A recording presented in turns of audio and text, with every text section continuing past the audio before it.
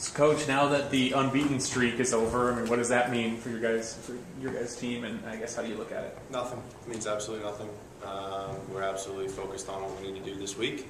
Good Drake team coming in. We actually opened with them last year in Iowa. It was a 4-3 contest. They're very organized. They're very good. At the end of the day, we're preparing for our league the same as they're preparing for theirs, and obviously it's going to be a good match with a hard-working group. It's going to take a good performance. I think the most important thing this week is that our training is good. It was very good this morning, which was, to be honest, was expected. I expected it to be good this morning. The guys were very energetic. They were into it. And at the end of the day, we want to make sure that the players are prepared.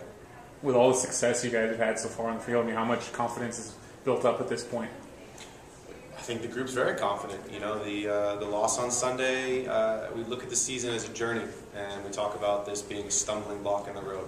It's not a wipeout. It's not something we need to be concerned with. It's something that we can learn from, and we have.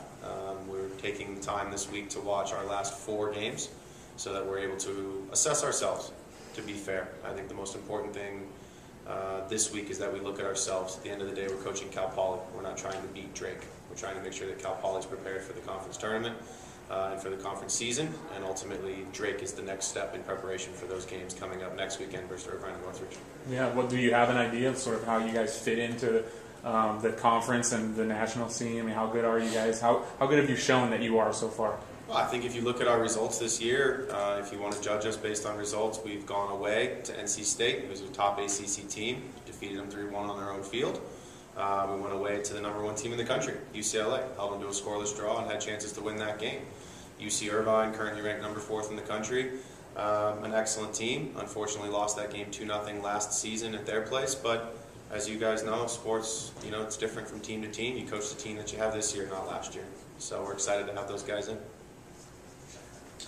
Coach, it seems like you guys have been extremely consistent offensively. Any particular reason why and what's been working? I think the players are enjoying the way that they're playing, especially with one another. I think one of the things that is very nice about our team is a lot of our older players have played in kind of that front group, what we call our front 6, more attacking-minded players. So their chemistry is built up, their confidence is built up. I think their understanding of each other, how they play, how they move is certainly something that they've been developing over the last 2-3 seasons. The other part of it is we've taken a little bit of the restriction off of them. We want them to be disciplined, obviously, on both sides of the ball, but we've also encouraged their creativity, and sometimes in the game of soccer you have to have a little bit of free-flowing play, and I think we've encouraged that in them as well. How has it been having Matt LaGrassa become like a leader of the team? Well, Matt LaGrassa has always been a leader. You know, the wearing of the captain's armband, I think, is something that's just kind of shows, you know, the opposite team, maybe the other coach, and certainly our fans and supporters that we trust him enough to be that guy. But he's been a leader through his play. Last season was a first-team all-conference performer. You know, he put, I think, 7 or 8 goals away last season for us with several assists to complement that.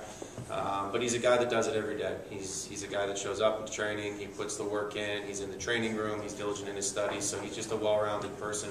And I think that's a part of why we trust him as much as we do and give him the honor of wearing the captain's armband. Are you enjoying yourself, Phil? I am. I am. So it's a great group. I'm really enjoying working with this group. I think that the boys are enjoying one another, and certainly we're finding ways to win games, which makes everyone's life a tiny bit easier.